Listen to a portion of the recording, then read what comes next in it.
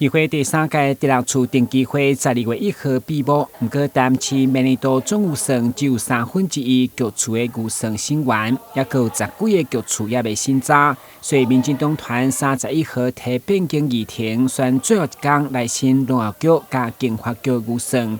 不过一直等到10点半，议员出席人数犹原不足，无法度开会。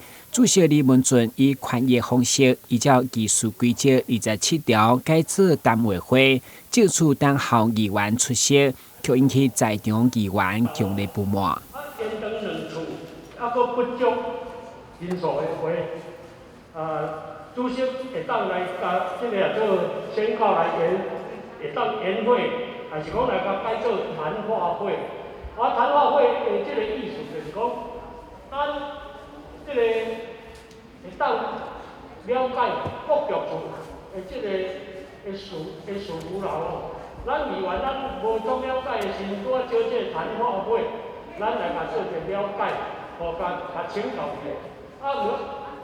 咱谈话会呢，没有这个讲啊，这个技术力。谈话会的内容到底是什么？它有没有任何的效力？今天包含我们任何一个议员同仁要提权益问题、提会议询问、提任何一个东西，它有没有效力都不知道。所以这个谈话会到底是要干嘛用的？是大家来开讲的吗？昨昏我感觉真心实，佮有执政党的议员伫议事厅讲，要求主席变更议程，通好来审预算，因为预算审袂了，这是偌重要，拄偌重要，拄偌重要，所以爱变更议程继续来审。结果今仔日无看到人影，所以要凸显这个问题。执政党的，你为着要伫媒体顶悬得到迄个什么我哥问的迄个分数，了后你就假无伊配合因演出，敢若演员共款。